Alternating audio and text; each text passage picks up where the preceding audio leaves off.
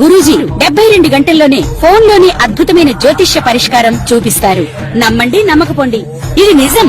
శ్మశాన కాళి రుద్ర చౌడీదేవి ఆరాధకులు నంబర్ 1 వశీకరణ స్పెషలిస్ట్. గురూజీ మనిషి పుట్టుక నుండి చనిపోయే వరకు వచ్చే అన్ని క్లిష్టమైన సమస్యలకు పరిష్కారం ఇక్కడ లభిస్తుంది. విద్య, ఉద్యోగం, వ్యవహారం, స్త్రీ ప్రేమ, పెళ్లి, సంతానం, స్త్రీ పురుష వశీకరణం, భూవశం, భార్యాభర్తల కలహాలు, కోర్టు సమస్యలు, విడాకుల సమస్యలు, చేతబడి, అప్పుల బాధ, ఇంకా మీకు ఎలాంటి సమస్యలు ఉన్నా 72 గంటల్లోనే శాశ్వత పరిష్కారం చేయబడింది. ఓం మహాగణాధిపతయే నమః. ఓం గురుభ్యో నమః. ఓం శ్రీమాత్రే నమః. మనం ఈరోజు జూలై మాసంలో గ్రహస్థితి ఎలా ఉంది, మరియు జూలై మాసంలో ప్రతి లగ్నము వారికి, మేషం నుంచి మీనం వరకు లగ్నం వారికి, లేదా రాశి తెలిస్తే రాశిని చూసుకోవచ్చు. ఎందుకంటే రాశి కంటే లగ్నం ఎక్కువగా పనిచేస్తూ ఉంటుంది, కానీ ఏలినాడు శని ఇట్లాంటి వాటికి రాశి నుంచి చూసుకోవాలి. రైట్. ఇక జూలై మాసంలో అసలు గ్రహస్థితి ఎలా ఉంది అని చూసుకున్నట్లయితే, మనకి మీన రాశిలో శని, వృషభంలో శుక్రుడు, మిథునంలో రవి గురువులు కలిసి ఉంటూ 15వ తేదీ నుంచి ఆ యొక్క రవి కర్కాటకంలోకి మారుతున్నాడు. అదేవిధంగా బుధుడు కూడా మనకి కర్కాటకంలో ఉన్నాడు. కాకపోతే ఇక్కడ ఈ శుక్రుడు మాత్రం వృషభ రాశిలో 26వ తేదీ వరకు ఉంటాడు, దాని తర్వాత మారిపోతాడు. ఇక కుజుడు కేతువు కలిసి సింహరాశిలో ఉంటూ 28వ తేదీ వరకు సింహరాశిలో ఉంటున్నారు. కుంభరాశిలో రాహు యొక్క సంచారం, ఇక చంద్రుడు 2.5 రోజులకు ఒకసారి మారుతూనే ఉంటాడు. ఈ యొక్క గ్రహస్థితిని అనుసరించి ద్వాదశ రాశుల వారికి లేదా లగ్నం తెలిస్తే లగ్నాల వారికి ఏ విధంగా ఉండబోతుంది అనేటువంటి విషయాలను మనం తెలుసుకుందాం. అయితే ఈ విషయాలు చెప్తుంది నేనైనప్పటికీ కూడా చెప్పిస్తుంది సాక్షాత్ లలిత అమ్మవారిగా భావిస్తూ ఒక్కొక్క లగ్నం గురించి తెలుసుకుందాం. కన్యా లగ్నము, కన్యా రాశి. కన్యవారికి కనుక చూసుకున్నట్లయితే ప్రధానంగా ఇక్కడ మీ యొక్క రాశ్యాధిపతి బుధుడు లాభస్థానంలో ఉన్నందుకు ఎప్పటి నుంచో బ్యాంకింగ్ రిలేటెడ్ సంబంధించిన విషయాల్లోని, తండ్రికి సంబంధించిన లేదా హైయర్ ఎడ్యుకేషన్ రిలేటెడ్ సంబంధించినటువంటి విషయాల్లో మీకు చక్కటి అనుకూలమైనటువంటి వాతావరణం కలగనుంది. మరియు దూర ప్రాంతాలకు వెళ్ళడం ద్వారా, అదేవిధంగా రెండవ వివాహం కోసం ప్రయత్నం చేసేటువంటి వారికి వివాహ కారకుడు 9వ స్థానంలో ఉన్నాడు, అనుకూలత ఏర్పడుతుంది. అలాగే భూమి, గృహము ఇటువంటివి కొనుగోలు చేద్దాం అనుకునేటువంటి వారికి అనుకూలత ఉంది. కాకపోతే కొన్ని ఆటంకాలు ఏర్పడి అనుకూలత ఏర్పడుతుంది. ఎందుకంటే మీకు ఇక్కడ 12వ స్థానంలో మీ యొక్క లగ్నము లేదా రాశి నుంచి ఇన్వెస్ట్మెంట్ స్థానంలో కుజుడు కేతు ఉన్నాడు. కాబట్టి భూముల మీద ఇన్వెస్ట్మెంట్ చేసేటప్పుడు ఆ యొక్క మదుపు పెట్టేటువంటి ఏదైతే భూమి ఉందో ఆ భూమి ఏమైనా లిటికేషన్స్లో ఉందా, సమస్యల్లో ఉందా, గొడవల్లో ఉందా అనేటువంటి తెలుసుకొని ఇన్వెస్ట్మెంట్ చేయండి. ఇష్టపడిన వారిని వివాహం చేసుకోవాలనేటువంటి ప్రయత్నం ఫలిస్తుంది. మరియు మీరు ఎప్పటి నుంచో ఫలానా వ్యక్తితో వివాహం అయితే బాగుంది అనుకునేటువంటివి కూడా కొంతవరకు అనుకూలంగా వస్తూ ఉంటాయి. కాకపోతే 7వ స్థానంలో శని భగవానుడు ఉన్నందుకు ఎంతైనా శని యొక్క సహజ స్వభావం అనేటువంటిది ఆలస్యం చేయడం. కాబట్టి అవతల వాళ్ళ నుంచి రిప్లై రావడం, ఏదైనా ఒక సంబంధం మాట్లాడడానికి వెళ్ళినప్పుడు అవతల వాళ్ళు తొందరగా చెప్పకపోవడం, అదే కాకుండా కుజుడు యొక్క దృష్టి కూడా 7వ మీద ఉన్నందుకు కొంచెం ఏదైనా ఒక వివాహ సంబంధించిన విషయంలో చిన్న చిన్న వివాదాలు కూడా ఏర్పడటం, దాని తర్వాత బాగుండడం జరుగుతూ ఉంటుంది. మొదట్లో వివాదం వచ్చిందని తర్వాత సెట్ అవుతుందని అర్థం. అది పార్ట్నర్స్తో కొన్ని వివాదాలు రావడం ఇటువంటివి కూడా చూపిస్తున్నాయి. పెద్ద మొత్తంలో ఏదైనా బ్యాంక్స్ నుంచి రావాల్సిన ధనం రావడము, దశమంలో రవి ఉన్నాడు కాబట్టి ఇది ప్రమోషన్స్ ఇవ్వాలి. కానీ దశమ స్థానంలో ఉండే రవి యొక్క రాసుల్లో కుజకేతులు ఉన్నందుకు ప్రమోషన్ విషయంలో కూడా కొంత పోరాడిన తర్వాత మీకు ప్రమోషన్ రావడం అనేటువంటిది బలంగా చూపిస్తుంది. అయితే దైవానుగ్రహము, అమ్మవారి యొక్క అనుగ్రహం బలంగా ఉంది కాబట్టి మీరు ఎక్కువగా వెంకటేశ్వర స్వామి ఆరాధన చేయడము, శత్రువుపై జయం 6వ స్థానంలో రాహు ఉన్నందుకు ఉంది కావున వెంకటేశ్వర స్వామి ఆరాధన చేయండి. ఏదైనా ఇన్వెస్ట్మెంట్ తప్పనిసరి చేయవలసి వచ్చినప్పుడు నవగ్రహాల్లో పూజకేతు గ్రహాల దగ్గర దీపారాధన చేసి వెళ్ళండి. ఆ యొక్క విషయంలో ఇబ్బంది కలగకుండా ఉంటుంది.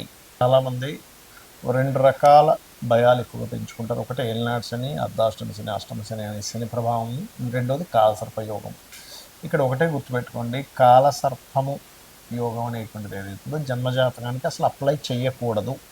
అది కాలంలో జరిగే అంశాలు. ఇప్పుడు చూడండి, కాలసర్ప యోగంలో ఉన్నందుకే యుద్ధాలు కానివ్వండి, విమాన ప్రమాదాలు కానివ్వండి, ఇటువంటి వాహన సంబంధించిన ప్రమాదాలు కానివ్వండి, లేకపోతే మనకి మీరు గమనించినట్లయితే కొన్ని దేశాల మధ్యన కానివ్వండి, సునామీలు కానివ్వండి, కరోనా ఇట్లాంటివన్నీ కాలసర్ప యోగంలో వస్తాయి. అంటే కాలానికి, ఈ దేశానికి ఇలాగా చెప్పడానికి మాత్రమే.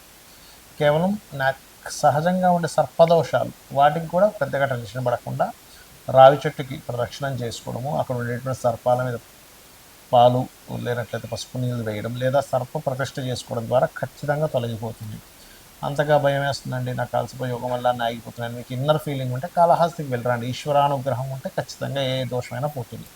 ఇక ఏలినాడ్స్ అనే విషయంలో కూడా చాలామందికి ఏంటంటే ఏలినాడు శని ఉంటే ఏమీ పనికిరాదు అనుకుంటారు. నేను చాలా వీడియోలో చెప్పాను, అయ్యా ఏలినాడు శని సమయంలో సీఎంలు పిఎంలు అయిన వారు ఉన్నారు. నరేంద్ర మోడీ గారు కూడా ఏలినాడు శనిలోనే పిఎం అయ్యారు, అర్ధాశ్రమంలోనే కంటిన్యూ అయ్యారు. మోడీ గారి దగ్గర నుంచి మనకి చంద్రబాబు నాయుడు గారు, స్వర్గీయ ఎన్టీ రామారావు గారు, జగన్ గారు అందరూ కూడా ఏలినాడు శనిలోనే సీఎంలు పిఎంలు అయిన వాళ్ళు అని చెప్పి. కాబట్టి ఈ ఏలినాడు శని గురించి పెద్దగా మీరు భయపడకండి, కేవలం స్లో అవుతుంది. మనం దాన్ని ఇంకొంచెం ఎక్కువ పెట్టుకునేసరికి దీనివల్ల అవ్వట్లేదేమో అన్నదే మైండ్లో పెట్టుకొని తిరుగుతూ ఉంటాం. దీనికి ఏమీ లేదు, చక్కగా గోవుకి బెల్లం తినిపించడము, అదేవిధంగా కాస్త శ్రమించడం, ఎక్కువ నిద్రపోకుండా పోస్ట్ పోన్ చేయకుండా కింద స్థాయి వాళ్ళని గౌరవించడం చేస్తూ ఉంటే ఏలినాడు శని ప్రభావం తగ్గుతుంది. ఎందుకంటే కార్మికులకి కర్షకులకి కారకుడు. ప్రధానంగా మనం చూసుకోవాల్సింది ఏంటంటే మన జన్మజాతకంలో లగ్నము నుంచి 12 భావాలు ఎలా ఉన్నాయి చెక్ చేసుకోవాలి.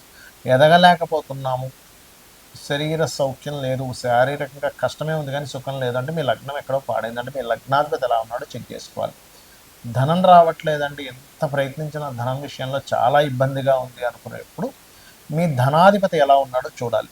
మీ ధనస్థానాధిపతి గనక పాపకర్తెరలో ఉంటే అది ఏ పాపకర్తెరలో ఉందో దానికి సంబంధించిన రెమెడీ చేసుకుంటే దానం ఇవ్వడమో గ్రహానికి దీపారాధన చేయడం ద్వారానో పెరుగుతుంది. లేదా ఇంట్లో ఒక్కోసారి ఉత్తర భాగంలో దోషం ఉన్నా సరే ధనహీనత వస్తుంది. అంటే ఉత్తరంలో కంప్లీట్గా వైట్ కలర్, నేను చాలా ఇల్లు వాస్తు చూసినప్పుడు వాళ్ళకి ఉత్తరంలో రెడ్ ఎల్లో కలర్స్ ఉండడం, లేదా ఉత్తరంలో బాత్రూమ్స్ ఉండడం వల్ల కూడా వాళ్ళకి దోషాలు ఏర్పడ్డాయి.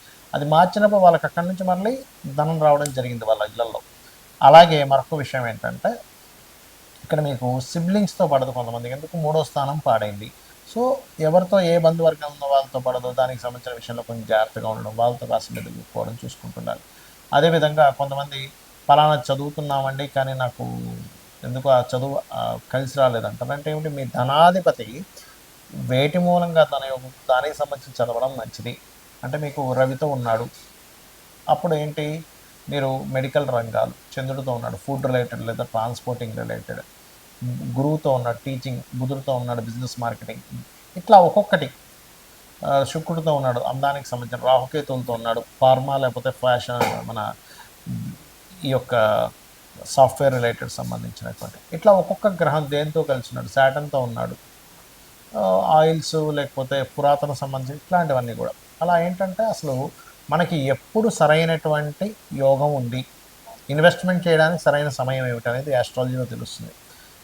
చాలామంది ఇన్వెస్ట్మెంట్ రాంగ్ టైంలో ఇన్వెస్ట్మెంట్ చేసి ఇబ్బంది పడ్డ వాళ్ళని చాలామంది చూశారు. రైట్ టైం ఇన్వెస్ట్మెంట్ చేయించిన తర్వాత వాళ్ళు అద్భుతంగా వెళ్ళిన స్టేజెస్ నేను చాలా చూశాను. కాబట్టి ఏంటి, ఇన్వెస్ట్మెంట్ ఎప్పుడు చూడాలి, ఇన్వెస్ట్మెంట్ ఎప్పుడు చేయాలి.